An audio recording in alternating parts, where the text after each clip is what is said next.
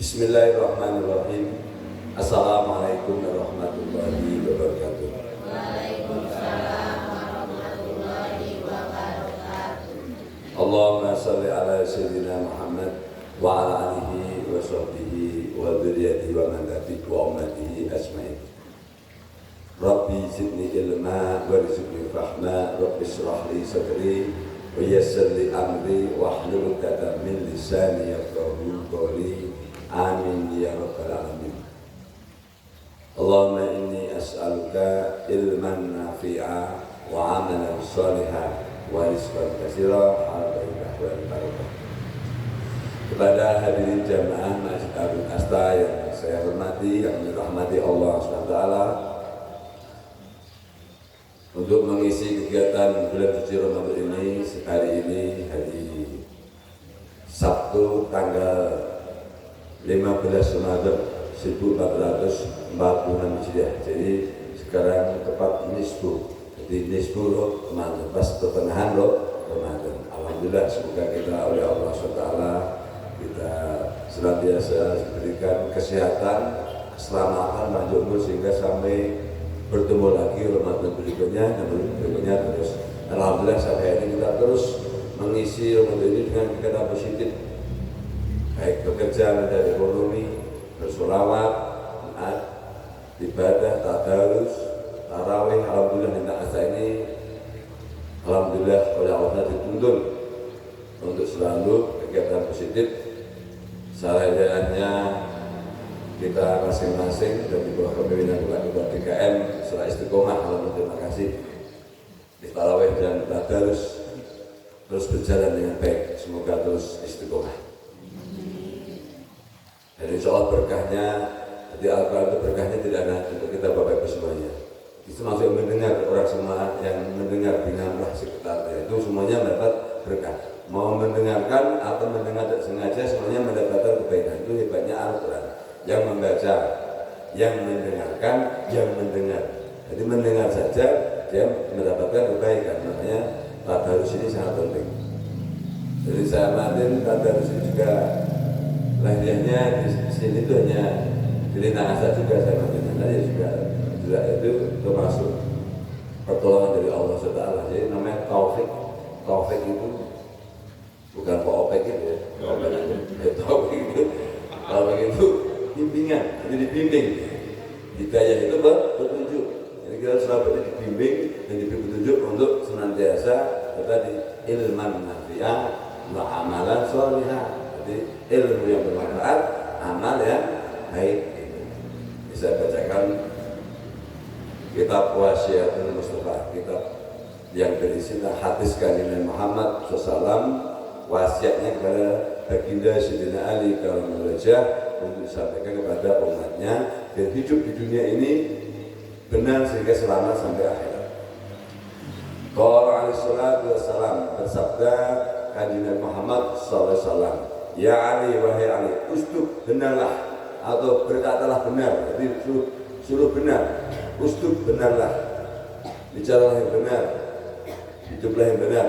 Wa inna roka fil ajali, dia berbahaya pada saat itu. Jadi kebenaran itu kadang-kadang berbahaya seakan-akan. Fa inna yanfa'uka fil ajali, karena sebenarnya kebenaran itu akan bermanfaat suatu saat. Jadi kebenaran itu memang kadang berbahaya, kejujuran itu berbahaya saat itu. Tapi pas jangka panjang akan sangat bermanfaat. Nah, kebalikannya, wala takdzib, dan jangan kamu berdusta, jangan bohong. Wa inna fa'aka, sekalipun hari itu seakan-akan bermanfaat.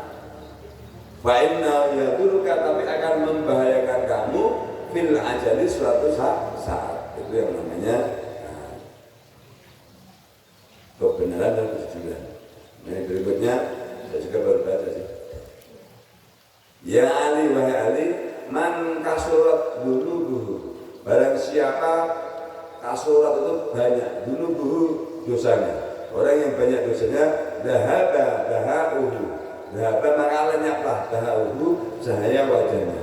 Contohnya tukang mabuk, orang nggak pernah sholat, bergelimang dosa itu pasti mukanya runyam. Nah, makanya cara membersihkannya dengan apa?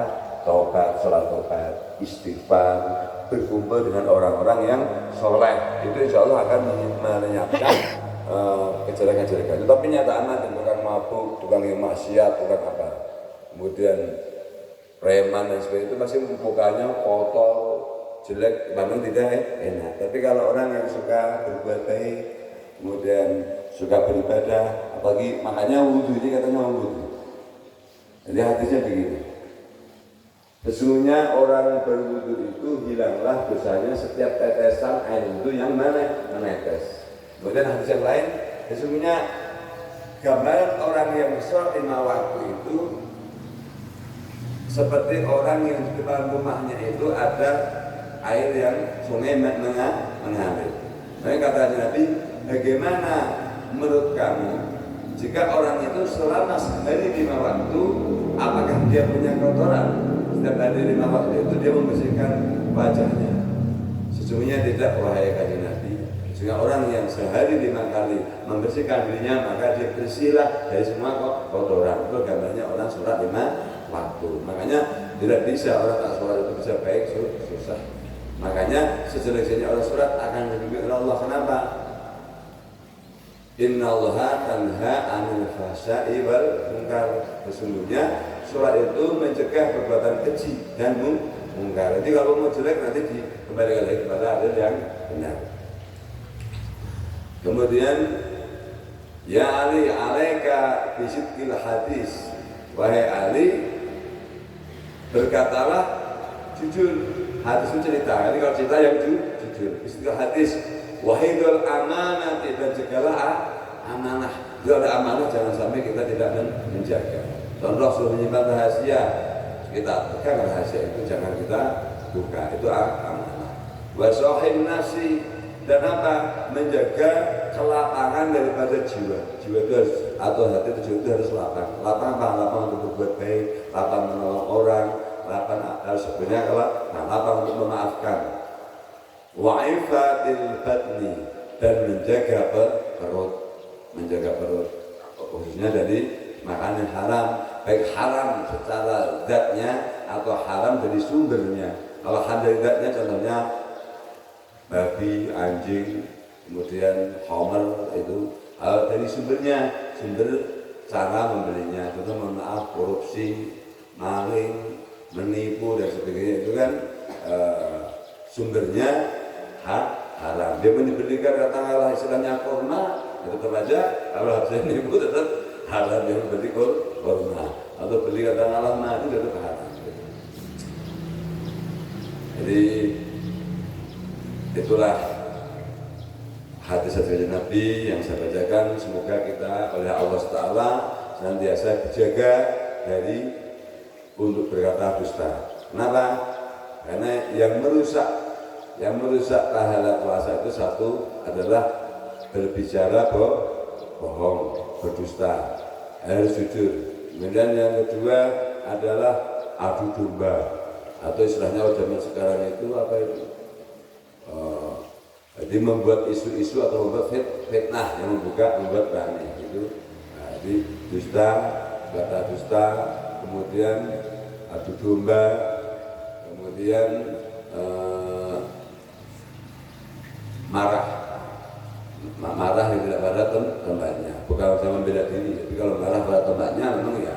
Kalau saya mohon maaf, tidak pandang dulu waktu dan tempat kalau yang tidak benar. Contoh di Arab, di tanah suci Mekah, ditakut-takutin tidak boleh mengatakan marah dan sebagainya. Ya kalau tidak benar ya harus dimarahin untuk kebaikan. Contohnya di Mekah, di Mekah semua orang takut untuk marah. Kalau kita lebih yang cepat berjalan, kalau kita pengajian, jadi terus berjalan maka billahi hidayah. Wassalamualaikum warahmatullahi wabarakatuh.